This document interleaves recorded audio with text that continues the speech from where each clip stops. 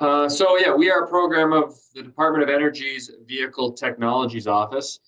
I think I've recapped this almost at every one of these meetings, but in case there's anybody new here, you can see in blue, these are the territories that the different clean cities cover. We are one of about 75 clean cities.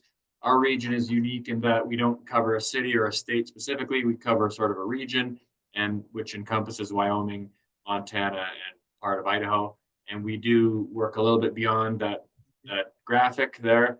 Um, and we try to offer help wherever we're asked. So it can be all the way to Missoula, which isn't on this map, and it could be Billings, which isn't on that map for Montana. It could be Cheyenne, which isn't showing up on the Wyoming map.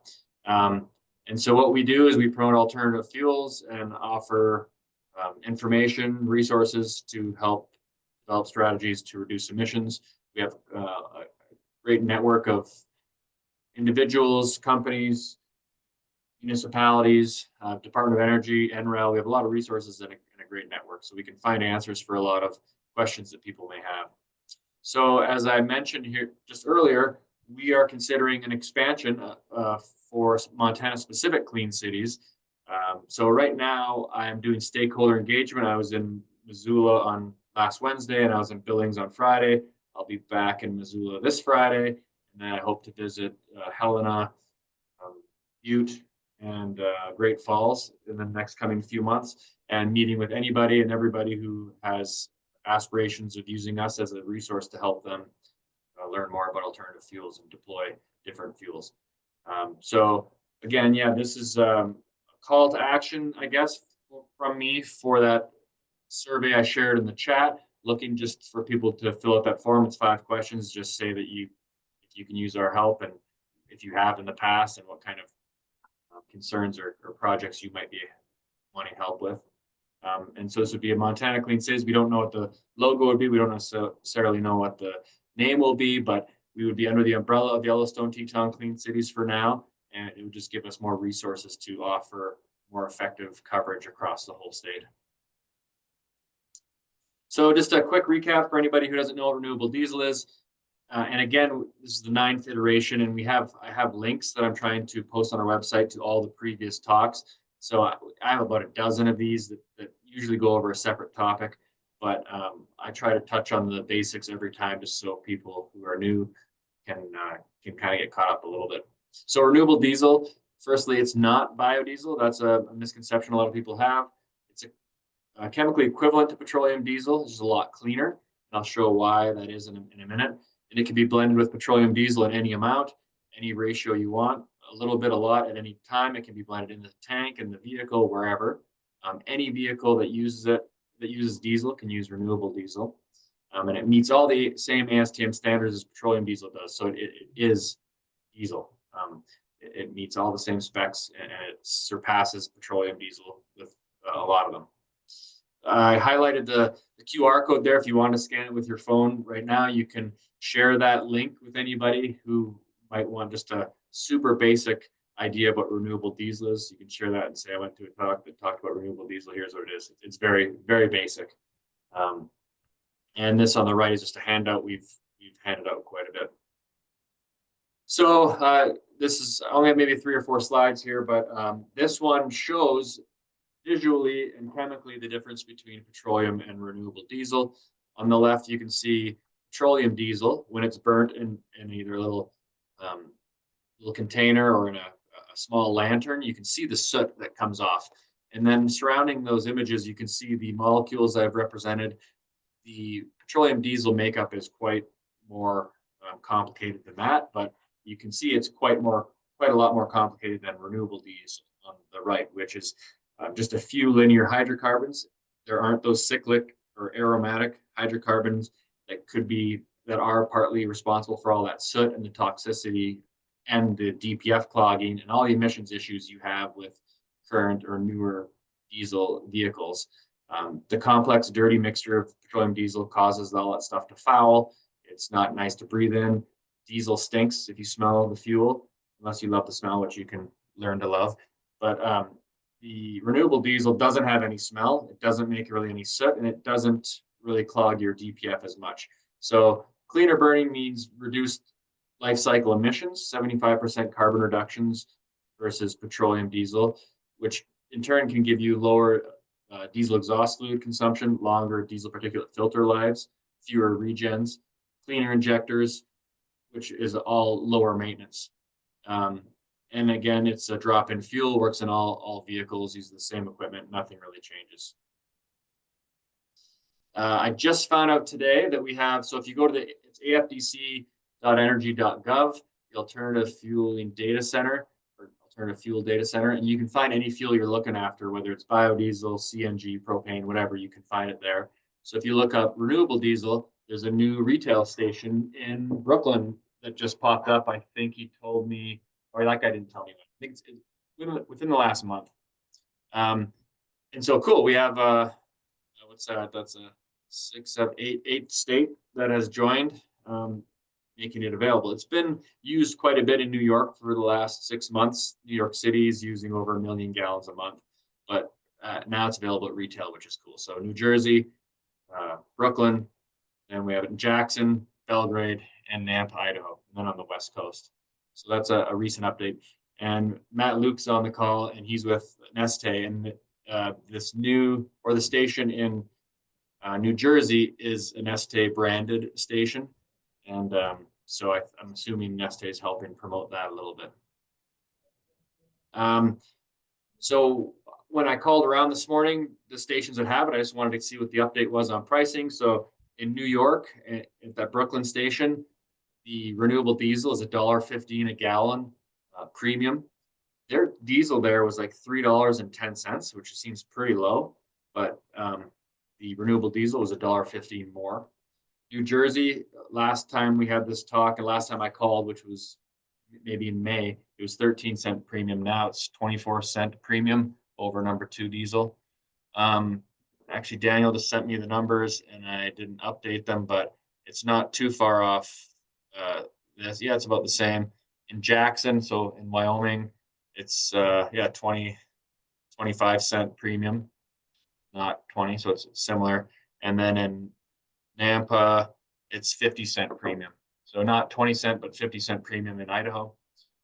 Wyoming's 25 cents. Montana, I don't know. It's probably similar, probably $1. They don't tend to change their price. Often it stays the same for that whole tank. And then, of course, on the West Coast, the prices are all pretty much at parity. And that's because of the renewable fuel standards and the different credits that are available over there. And that's one of the main reasons why all the fuel produced in our region tends to go down to California or to Oregon or Washington or even to Canada. And as I mentioned, we have Matt Leuck on the call. He's with NESTE, and I think he might offer a little bit more insight. He did join a call a couple months ago and talked about this, but I thought I would show it again. You can see the renewable energy credits on the graph and how they fluctuate. That's the top right. And lately they've been falling. And that is why we pay a premium, because we have to compete with these credits. Whereas on the bottom, you see the California pricing, it pretty much stays at parity with petroleum diesel because the credits are included in there. But yeah, that's why the price is different, and that's why it changes, because these renewable energy credits. So with that, I'll have Matt give a little description of an overview of some of the topics that are current. And I had this on a different call, as he mentioned before, the Oil and Gas Journal, that the biggest hurdle we have to wide-scale adoption of renewable diesel is the limited availability and price. Those are kind of the two things I just touched on, and we usually touch on. And so with that, let's see if I can throw this over to Matt. Telling me you have disabled screen sharing, Jesse. Yeah, and it's not that I have a lot of slides or anything, just kind of discussion. Yep. Why? There we go.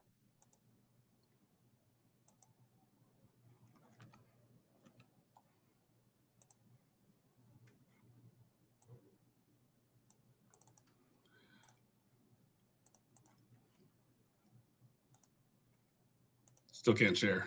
How about now? No. I can't do it while you're sharing. You have to stop.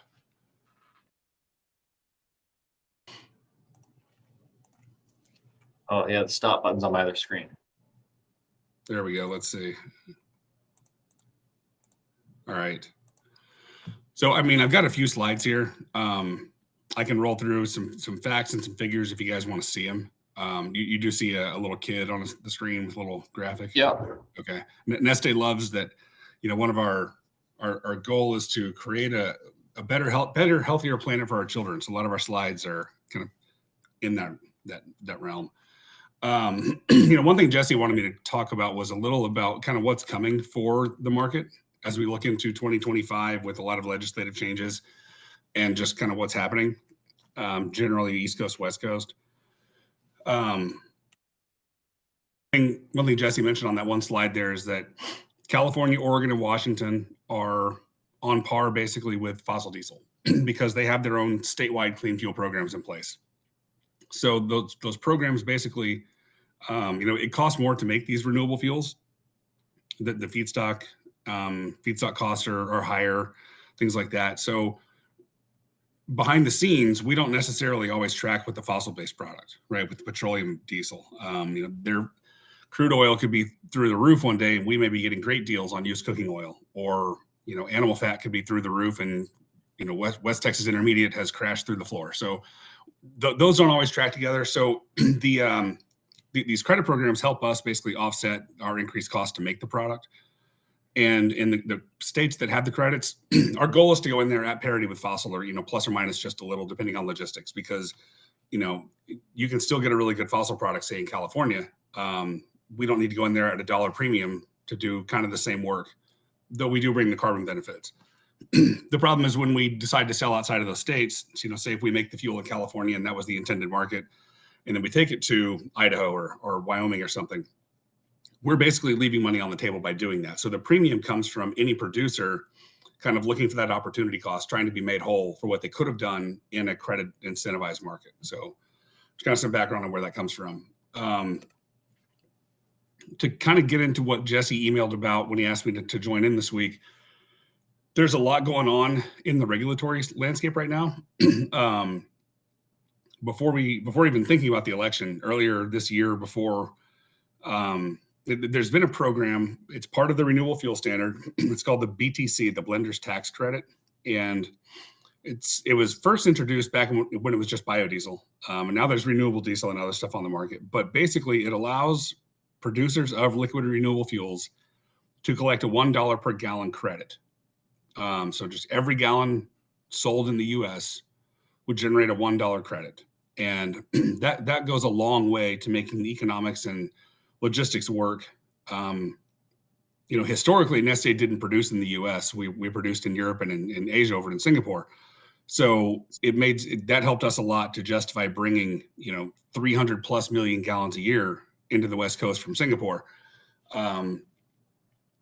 As things kind of change, you know, political winds always shift. Different lobbies out there get their voices heard more than others.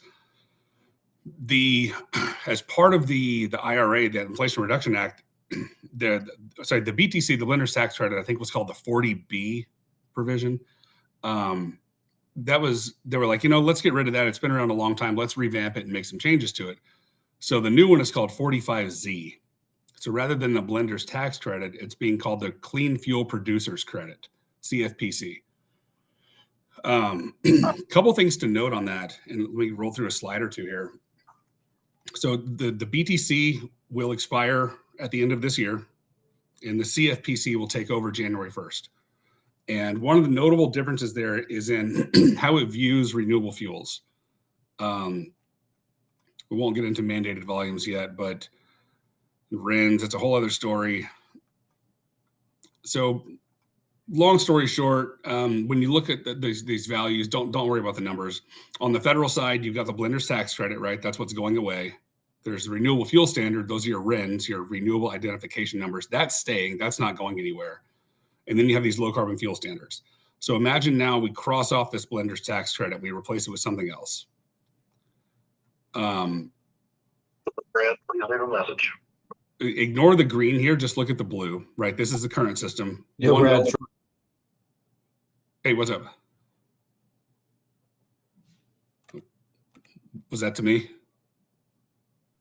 No, that was just somebody else. I think I muted them. Okay. So right now, this is the scheme, right? That scheme sounds really bad. $1 per gallon. None of these other things exist, right? The new program, so here again, $1 per gallon. It does not matter what your carbon intensity score is. It's just, are you bringing renewable fuel to the market? Now, the new program is going to start looking at some new stuff. So it's not only the carbon intensity score. Now you're going to get scored on labor conditions. Are you giving your people fair wages? You start looking at labor hours. There's a lot more scrutiny put into the CI scores and the models being used to do that. And at a dollar per gallon would be you're checking every one of these boxes. You're hitting 100% score on all the labor related stuff, and you're basically getting a carbon neutral, zero carbon intensity score fuel, which no one's doing. So the new table, rather than being $1 all the way down here, this is kind of what you're looking at, right? Only factoring in the emissions side. So fossil diesel has a carbon intensity score of about 100.45. So a score of 50 here equates to about 1/2 of the carbon footprint. That doesn't get you anything. If you remove your carbon footprint, you'll get $1 per gallon. But keep in mind, California is the state that has the most data out there. It's pretty representative of the entire availability. The 2023 statewide average for renewable diesel for all producers was 37 point something. I think last year it was 35 or 36. So that puts you in this like probably 30 to 40 cents per gallon bucket right here. So now any producer, not just NESTE, is going to take over a 50% cut on the credit side here for bringing this fuel in. So that does change market dynamics, right? When you look at, it's not just the U.S., it's not just Western U.S. Or Eastern, like Jesse mentioned. Europe is a big market. South America is opening up. So this changes a lot of economic logistics on where do things go. Is it really that valuable to go into California when you could take it to Europe and maybe make a lot more money? Another thing to factor in here is, well, we'll come back to it. Well, hey, Matt, while you're on this, what are the incentives? I know Europe's complicated, but what does an average incentive look like in Europe? Oh, I honestly couldn't tell you. So their program is called RED, the Renewable Energy Directive, and they're on their second version, but I could not guess as to what, that would equate to dollars or cents per gallon or anything. How about euros per liter? Nice try. My conversion factors know that they don't know anything right now. Mm-hmm. So basically, this going to 45Z is going to change how much incentive the producers get around the world. And well, that's on the SAF side. Now, because there were a lot of people trying to get the BTC extended, so keep 45Z in place, the CFPC, but then say, let's have a transition period where BTC also remains active. That way you're not just cutting it off and transitioning. Well, with Republicans controlling basically White House, Congress, House and Senate, there's not a lot of strong appetite for having two incentive programs out there for the same product. So, right after the election, it was kind of thinking maybe the BTC stays around for one more year and gets an extension, but now it's looking like it's not going to get extended. So again, everything is in flux right now. Everything's changing. And now also part of the CFPC, one of the things that maybe affected NESTE more than others a little was that the Clean Fuel Producers Credit had a provision that the fuel had to be produced in the United States. So that means NESTE we won't be able to make credits on bringing fuel from Singapore. Or there's a lot of U.S. domestic production of renewable diesel, but there are a lot of imports, not just NESTE, companies from Europe and everywhere else. So the export or the imports are not being incentivized. Well, then it's been lately tossed around that, hey, if we're going to make it U.S. produced fuel, what if we then limit it to U.S. produced feedstocks also? So now there's a thought that Republicans could try to edit 45Z to limit feedstock source to U.S. also. That changes a lot of other stuff. So there's a lot of imports into the U.S. market or into the fuel that comes to the U.S. So this would basically cut out South American feedstocks. There's a lot of the tallow down there is a big export for this market. You've probably heard a lot of things in the news about used cooking oil from China and Asia. All those things get cut out. So then the feedstocks start getting more expensive in the US. And again, the economics just start going all over the place when you look into these things. So there's a lot of things up in the air right now. The market will still be supplied for sure.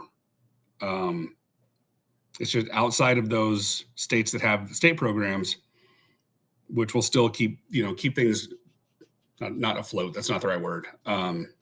Keep things going pretty smoothly. It'll be interesting to see what happens in states that don't have their own state programs in place. But having said that, knowing that there's everything's pretty much controlled by the Republican side now, and they're going to basically back off on the carbon reduction mandates, especially when it comes to EV and everything else. But typically in the past, when that happens, individual states start stepping up and putting their own programs in place. Like, well, if you're not going to do it, we're going to do it type stuff. So that will start opening up new markets in the US, because thinking about the Northeast, for the past couple of years, New York, New Jersey, and Massachusetts, they've been trying pretty hard to get their own state-based programs put in place, and they've barely missed the past couple of years. Massachusetts, I want to say they got something passed, but then something got changed on it, or they missed by one vote this past year. There's a lot of other things in those states. So I'm kind of editorially there. I'm not putting NESTE's name on this, just a thought from myself. Wouldn't be surprised to see at least one of those states get a program in place this year or in 25. Just, if nothing else, to stick in the eye of the Republicans, right? Like, we can do this without you. So, right now, like Jesse said, there's some renewable diesel flowing into the Northeast. That's happening right now because, one, the BTC exists. There's $1 per gallon across the board. So that does allow imports from Europe to flow into the East Coast. So logistically, it's very easy. But two, state programs like California and Oregon, the credit market is supply and demand. So if there's more fuel flowing into those states, more fuel being produced, the credit quantity goes up, the credit value goes down. So that opportunity cost, the penalty for taking the fuel to one of those, or to non-West Coast state, the penalty is not as high. So now you get the BTC dollar for going to the East Coast, and you're not paying another $1 for an LCFS credit to take off the market. Maybe you're paying 20 cents extra. So everything's just going to stay in flux for a little while till this gets sorted out, until we figure out exactly how 45Z is going to impact, what it's going to look like. Is it just production, or is it production and feedstock? And then what states get programs put in place. So I know, Jesse, I didn't have the silver bullet for you here on kind of what's coming, but it's a fun time to be in the industry, I'll tell you that.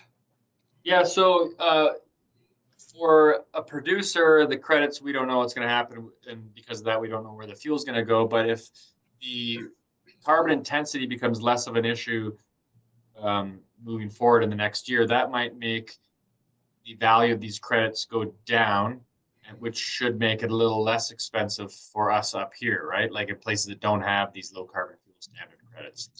Yeah, I mean, in theory, yeah. So if a producer was getting $1 per gallon for BTC, and now the only potential, say you're like what's on the screen, if your CI score is 30, your maximum loss for that credit is now, well, on this program, not the state, but would be 40 cents instead of $1.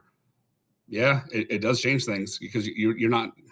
Granted, you're not in the position you were a year ago, but part of that's not even on the table anymore. It's not even table stakes. So the impact may not be as much. I'm just really glad I'm not on the planning side trying to figure all this out. So are you guys thinking you're going to bring in another 300 million gallons, or do you think that's obviously going to get cut quite a bit this year, or supplied to the U.S.? For 25, I mean, I would say, so, we have a refinery in California now, in Martinez. So we do have domestic production. So it would be there's so many levels to this. Let me think specifically about you guys right now. The product that we make in Singapore has really, really awesome winter cold properties. The stuff made in California isn't designed to go as cold as that. So you guys would really want that Singapore product as opposed to the California. So For certain markets and customers, it's going to be a little tougher because the best of the best product will probably not be available unless there's a big enough demand to basically fill a tanker ship, bring it over, pay the premium to get it brought over, and then do this segregated storage and all that. And I don't know what that cost impact would be per gallon. It's not to say it's not available. It's just you're not going to get it as easily as you could right now, just picking up the phone and calling a distributor. But we do have California production. So, I think, I don't know what our exact numbers are, but, if we do, so 1,000, I think in KT when it comes to volumes like this, so 1,000 KT is 1 million tons. 1 million tons is 338 million gallons. So, if we do 1,000 KT of sales next year in the US, that's over 300 million gallons. The question is just which refinery is it going to come from, which gets back into all these economics. We have a question in the chat and I was thinking the same thing. Tariffs, how it's gonna be 25% tariff on everything. Does that apply to fuel? Good question. I have not talked to our PA team about that. Lately, I feel like everything I've heard about tariffs is just us arguing with Trudeau. I haven't thought about the fuel side. I'm not sure. I can find out though. That's a good question. I should probably know that. Yeah, I don't know what it is. Yeah, I don't know if a fuel is considered a product like, other goods that are manufactured elsewhere, or I don't know what the plan is for any of that.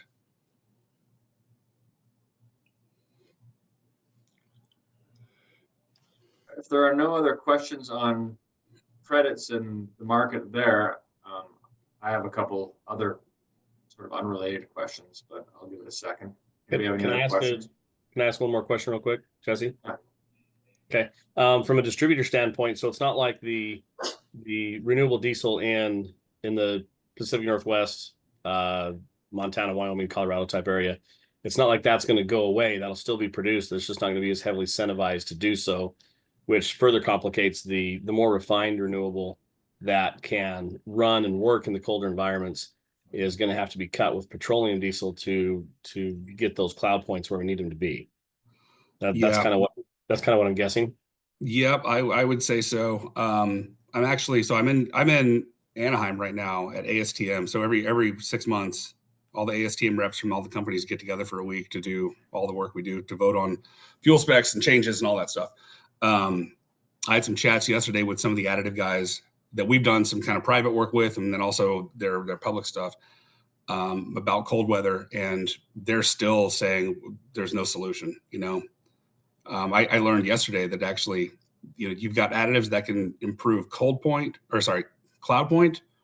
or cold filter plugging point, or something else. And which one you choose can actually depend on which feedstock the fuel is made from. And there's some dark magic chemistry going on there that I won't pretend to understand.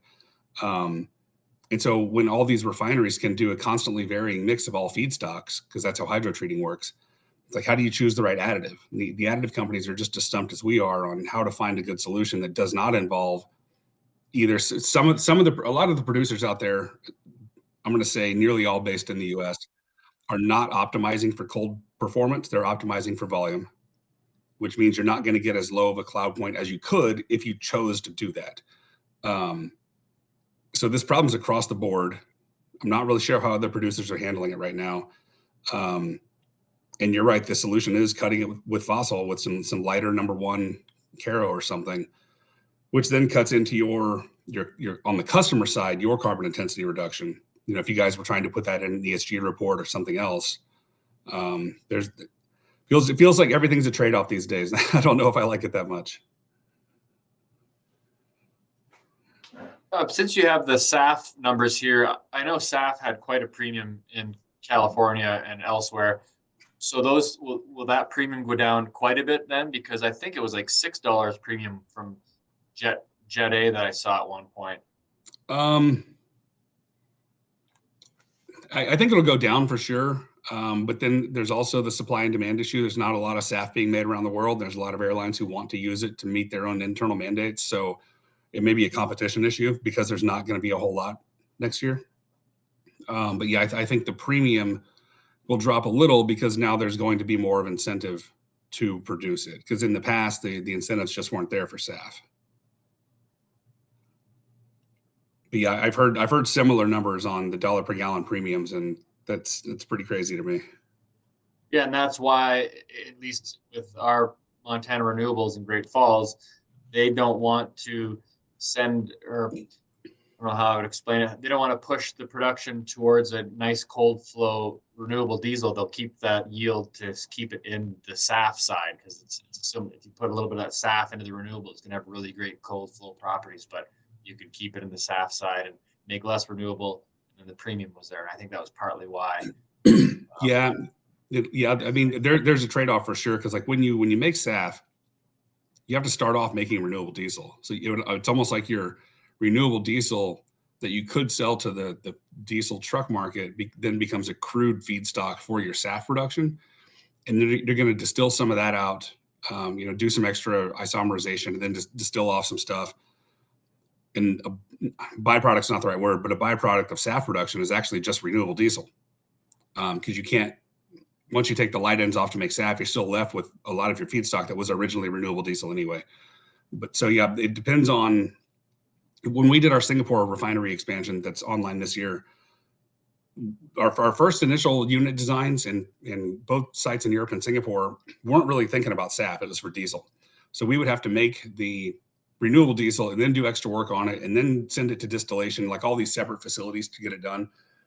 And with the expansion, we can do it all on site now. And then the renewable diesel that comes off the jet production, we can send back into the other existing renewable diesel stuff and just keep making more diesel as well. So technology is going to catch up and help make the SAF easier to make and not as much of a niche product. And then you're going to have the incentive programs like this catching up also to try to bring the cost down. But one, that's not going to happen overnight. And two, diesel's still going to exist, right? We're not going to lose the diesel market for the SAF market. We're just all going to have to play nicer together, I guess. Are there any other questions?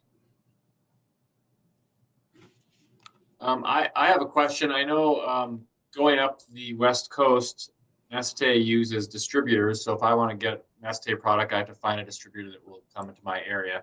On the East Coast, I'm guessing it's similar but different because it comes in by boat and then it's distributed from there. Yeah, I guess I don't know what my question is, but coming in on the East Coast, does that make it a viable transportation method that might be more affordable than coming in from the West Coast? Yeah, so right now what we're putting into the New York market, some of it has come from Singapore through Panama Canal. And I know just a week or two ago, we brought a vessel over from Finland. So we can do both. It's just whatever makes sense for our production and needs. We do have distributors over there. I don't know if they're listed on the website. I can send you info if you want to talk to them. I think it's pretty safe to say as a whole, and not just NESTE, just market-wise, I think when BTC goes away and the dollar per gallon disappears in January and you're only left with states that don't even have their own state incentivized purchases, I think the East Coast market for 2025 at least is going to be a lot lower. There was a lot of press this year about, like you said, the new stations opening up, and New York City has a contract now for renewable diesel for the next couple of years. So there's going to be some coming in to supply that New York City contract, right? But I don't think there's going to be as much available to the consumer on spot market, just because one of the only holdout incentives that helped make it happen is now getting pulled away. So I think that will be another incentive for those states to put more pressure on the federal side, because the state has a mandate. If the state pushes their own program to put it in place, they can go back to the government and say, look, we want this so bad. We did our part. Why don't you come back to the table and help us also to bring some of this back in? Are there any general questions that super basic that maybe we have a question here. Wastewater and effluents, is there an aftermarket for these types of things like fertilizer, or is it just waste that needs to be buried underground? Yeah. So yeah, what are the effluents when you treat any effluents wastewater wise from renewable production? So let's see. Water is a byproduct. That's basically just going to get cleaned, recycled, and sent back to the environment. We get it so clean that, like, say in Finland, our refinery is actually right on the Baltic coast. It's like a refinery set like in the Nordic woods, right? The water is so clean, we can send it right back into the Baltic Sea when we're done with it. Some other stuff, like say we have a pre-treatment unit that helps clean up these animal fats and stuff that could be pretty dirty before they go to the refiner. We use bleaching earth and clays and things like that to capture a lot of impurities. We can then take that and then squeeze it and compress it and get even more feedstock oil out of that. So the byproduct can then produce another product for us. At the end, I think the last bit of that does go to landfill, but it's not that much. There's really no other hard byproducts or hard, trash that comes out of it, because a lot of the byproducts from splitting molecules are, we take the feedstocks and we get renewable diesel, we get some naphtha, we get some natural gas or some propane, we get some water. Yeah, it's a fairly clean process. We don't have a whole lot of unwanted byproduct coming off. Yeah, if it's anything like biodiesel production, the pre-treatment, I would say, you're not adding chemicals into the process other than the oils. You're not adding some harsh chemicals in there, and it's coming out in the effluent. Effluent is just water with parts of the oil that you don't want, right? Yeah, pretty much. I mean, yeah, we're not putting chemicals or anything in. Once we're in the refining unit, it's a catalytic reaction. So there's the catalyst in the refining unit, and then we put in a lot of hydrogen. Like, hydrogen is about the only thing we add to the process. So essentially, the effluent or the waste out is no dirtier than the inputs. If you were to put that vegetable oil, for example, in the ground or in the landfill, that would be a lot more harmful than what you're actually putting when you pull it. Yeah, we're not creating new molecules that are more toxic than anything that went into it, for sure. Yeah. Yeah, and because this is the question up here in Montana. Montana Renewables, I think, proposed and is going to inject the wastewater underground as opposed to treating it in a wastewater treatment facility. And my guess is just because financially it's the option they want to do. Whether it's better or worse, I don't know that. But yeah, that's been a concern up in Great Falls. They're sending the water away to pump it underground. Get rid of it. Water away from renewable diesel production? Yeah, like all the waste, or maybe it's the pre-treatment water for the feedstocks. Yeah. I would guess that it's on the pre-treatment side for sure, because what comes off the refining unit, you can clean that up fairly easily. It could be economic, it could just not be worth building the treatment facility, and you do more of like oil and gas wastewater injections down into deep formations. But I guess from our perspective, sustainability and things, that's not how we do things. So you guys have wastewater treatment plants on site at your refineries? Yeah. Okay.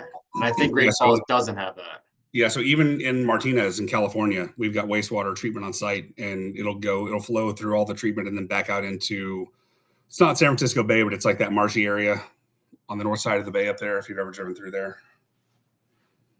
So the wastewater treatment for that is the same as any municipal wastewater treatment plant kind of thing. Yeah, it's going to have to meet the same cleanliness environmental standards as anything else, for sure. Yeah. But then kind of like we said earlier, we're not producing benzenes and aromatics and all these other things that we have to worry about. So it's probably on some level cleaner. So when you're making refining petroleum diesel, do you have waste byproducts? Like, I guess you can capture benzene and sell it for stuff, but are there waste products that are released from petroleum production? Not really sure on that. I didn't get into the refining side, the really downstream side, until I came to renewables. When I was on oil and gas, I was more upstream and a little mid. So I'm going to bow out of that because I'm not a chemical process engineer. Yeah, the reason I asked that is that if you could replace petroleum refining with renewable diesel refining, I think you're better off, and probably should encourage that from a waste production perspective, but I don't know for sure. When there's people doing that. I mean, our Martinez facility was a fossil plant until COVID, and then got converted over. And we're going through the internal exercises now to figure out what's it going to cost and how quickly can we convert so Porvoo, Finland is our main refinery. And, we're like the national producer for Finland, partially owned by the government there. We want to convert that entire facility over to renewables by 2035. And, we have plans in place to convert everything away from fossil over to renewable, and then still source whatever we need to keep supplying the market for the fossil needs, but have our NESTE branded facility go completely fossil to completely renewable. One other question from Sam at Xanterra in Yellowstone was to the scope 1 and scope 2 and scope 3 emissions. I don't know a lot of that stuff. If there's somebody here, maybe Amy or somebody who could speak to how you allocate the emission reductions by using renewable diesel. Yeah, let me pull up a slide for you real quick.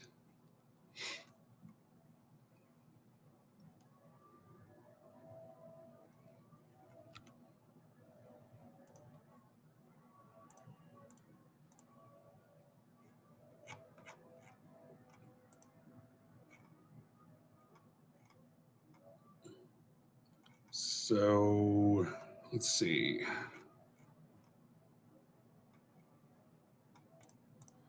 This is pretty much what goes into a carbon intensity score, right? So this is well to wheels, entire life cycle carbon analysis. So for a customer, the well to tank, so raw material up to the plus sign after fuel transportation, this would be your scope 3 as a consumer. This is your scope 3 because this is what your supplier emissions were to generate the product for you. And your scope 1 would be your end use emissions, your tailpipe right here. So if fossil is 100.45, say renewable is 24.29, all the little green bars here add up to 24.29. I know it's not quite representative. I had to make some changes. Basically, if you look at the fuel use portion, what a consumer's scope 1 would be, speaking for California, fossil tends to be in grams of CO2 per megajoule. It's about 73.8, I think, 73.9. There is a little portion down here on renewable. It's 0.76. And it's not actually CO2 because it's grams of CO2 equivalent. So the 0.76 is actually a combination of CH4 and N2. So it's basically some methane and oxides of nitrogen that are produced in the combustion chamber when you burn this stuff. It's not actually CO2 that's contributing to it. So 0.76 plus this other portion brings you to your total LCA. Does that make sense? Yeah, so I'm not familiar with the scope 1, 2. Yeah, so scope 2 would be the energy going into NESTE's refinery, like electricity. Or it'd be the carbon footprint, I think, of the external energy coming into our refinery. And I don't have that on here because it's not captured in this LCA. I'm not sure how we would break that out. I tend to think in 1 and 3 because we don't do electricity. So I tend to not think in 2. So for scope 1, you're saying it's 0.76 grams of CO2e? Yes, per gallon? Per megajoule. Per megajoule. So you can do some unit conversions on that. Yeah. I have it broken down somewhere else. And that from the Argonne National, or the GREET model, I guess, from Argonne National Lab, 0.76 is a standard value for all renewable diesel and all renewable and biodiesel. So it doesn't vary like everything else in the LCA for different pathways. That's a flat value for any gallon of renewable liquid fuel in the US. How come that's not listed on the EPA emissions factors? Is that just because it's standard for biodiesel then? Do you have one of those you could share? Because I've never seen an official EPA emissions factor for renewable diesel. That is not. No, that's what I haven't seen it. That's what I'm saying. I have never seen one. Let me, if you guys will humor me for a second, if you want to see some stuff, let me pull up a file for you and I'll show you where that comes from. When we submit things like, say, to California for pathway approval, right? We have to do the entire LCA and then go through the legal steps and stuff. A lot of the information is listed as business confidential. Let's see.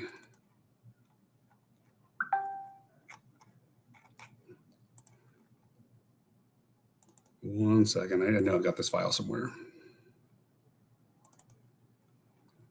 And of course, this is all kind of regulatory and goal-oriented for different entities, and not specifications of a fuel. So I wouldn't even expect you to know it, I guess. Yeah. So like when we do pathways, the document will look something like this, and whether you're talking to us or anyone else, they're all going to look pretty similar.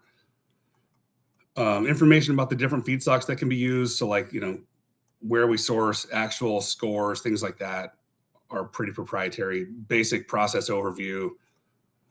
Come down here to the table and you'll see this is where that 7.6 value comes from, or 0.76. You mentioned emissions factor. No one has gone through the work to get an official EPA emissions factor done for renewable diesel. It's a lot of work. It takes time and money. It takes a lot of lab work. And it's everyone to this point has just said people want renewable diesel for the life cycle carbon emissions, not necessarily the NOx, NOx, PM, CO, all the other tailpipe type stuff that really goes into the emissions factor. On paper, depending on, say you go talk to an OEM and their controlled labs, they can say you actually produce a little less CO2 because of the hydrogen to carbon ratio and stuff, or you produce this percent less particulate matter. But at the end of the day, it's just easier for everyone else to say use the fossil value, because no one wants to pay for the work. I don't know. No one wants to raise their hand to the EPA and say, hey, come into my backyard and look through everything I do and let's try to play nice. And no one invites the EPA into their life voluntarily. No one wants to pay hundreds of thousands of dollars to get it done. And then really once it's done and published, the one company who did it, it's not private information. Everyone else instantly gets access to all the work you just did for everyone else. And I think from my perspective, NESTE has done a lot of work with all the engine OEMs over the years for approvals and everything else. And everyone else coming into the market has kind of ridden our coattails like, oh, it's OEM approved. Well, we did all that work. That took a lot of time and money. And so now our side is like, someone else can do that other stuff. Not to be too cynical, but that's kind of where that is. Hey, Matt. So would it be lower than that number? Or we have no idea? Then the 0.76? Yeah. You may be able to reduce it just a touch depending on the specific engine that was used and the specific test cycle and everything else. But that's already so low, I don't think anyone would bother trying to change it.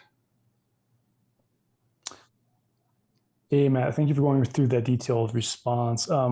Just to distill that answer a bit more from you, or maybe refine that answer a bit more.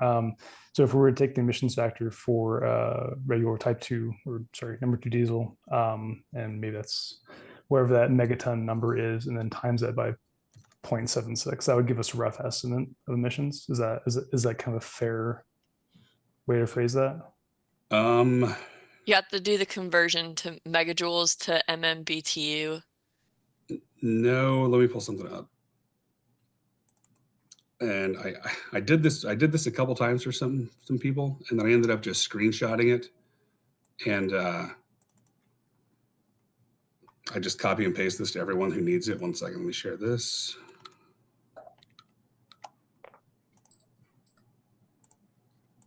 So you can't treat it like a pure 0.76 factor.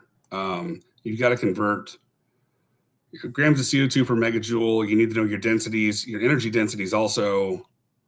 So you take your CI score for your fossil baseline, your energy content there. Same thing for the renewables. And then you get a weight per volume on each. And then there's the difference of those. And so this is the value you would change based on the CI score of the fuel you're using. And then volumes are factored in down at the end. Or I guess this would be per gallon. So then you multiply that out by the total volume you're looking to use. So that 3.149 kilograms CO2e per gallon is typically what we use in a GHG inventory, the kilograms of CO2 per gallon. That's like what we're looking at. That would only be if you're using this 24.29 as your total fuel carbon intensity score. And 24.29 is the score for Southeast Asian used cooking oil produced in Neste's Singapore refinery brought into California. Like the feedstocks are very specific. So that number really right now for Neste out of Singapore is probably averaging more like 33 because our feedstocks are always changing and things like that. Because we can use some cooking oil, we can use some tallow, we can use some just technical corn oil, distiller's corn oil. It's always varying. So it's hard. We have a program going on internally right now. It's called Project Sure, Sustainability Reporting. I don't know if I showed this last time. We're piloting some stuff with some global customers right now where we're working on a web interface where a customer could, when all said and done, log into their website, the web interface with our stuff, and see every gallon that was associated to them that they bought in the past week, month, year, whatever, the exact carbon intensity score of gallons delivered to them. That's a lot of work on our side though, because it's easier to do a roll, an average for a 12-month production period. Like say we make a lot of fuel in Singapore and bring it to the US. We bring a full tanker ship over. That whole tanker ship is not just one carbon intensity score. On paper, it's broken up into thousands of little parcels that we can do different things with. So in theory, we can allocate different parcels to different people. If someone wanted to pay a premium to get all of the lowest carbon intensity score we could sell that to them. And then everyone else would be left with a slightly higher than average carbon intensity score because they didn't pay the premium for it. So this 24.29 is the big variable in what are your actual emissions, depending on feedstocks. And if we can work out this whole, do you want to name your own score type program? Is it safe to say it's a good baseline? Can we use that as a baseline? What I would do if you want to be safe, I keep saying California is the proxy for everything else because they have the most established program. California's LCFS page has, let me pull this up. Sorry, I'm just bouncing between screens. You guys bear with me here. Trying to give you all the info I can. If we go,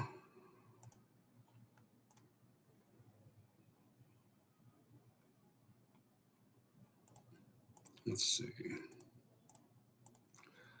to the California LCFS page. If you ever want a list of all the pathways available in the entire state, there's a spreadsheet right here. You can download the whole thing. But this substitute pathway table, basically, if you don't have a registered pathway in 2024, you would end up using the 2023 statewide average as your value. So this is where you find those averages. So for 2023, the renewable diesel average in the state of California was 37.93. That is your safest value to use. Because that way you're not producer specific, you're not refinery or feedstock specific. That is just the entire average for anything coming into the program. So that's 37.93 grams of CO2e per megajoule is what you would then times by the 129.65 megajoules per gallon. Is that 129 megajoules per gallon standard? Or is that also variable? Yeah. So renewable diesel, so in the California documents are great. The energy density of RDS is 129.65 megajoules per gallon. So yeah, you would take your carbon intensity score, that 37 whatever, times 129.65. That basically gets your emissions per gallon for renewable diesel. And then you do the same thing for your emissions per gallon with fossil diesel. And just take the difference.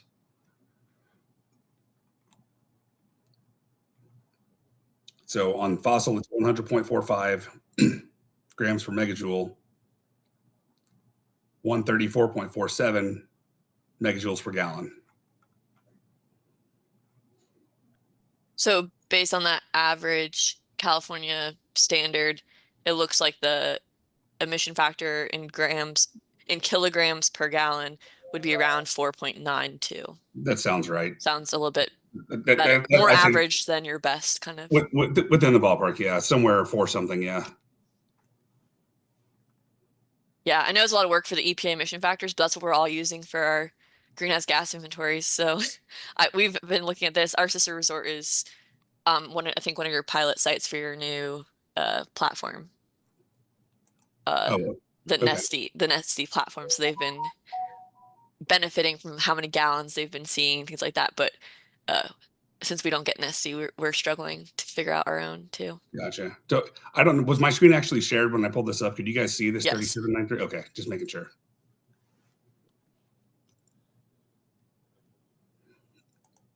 Yeah, this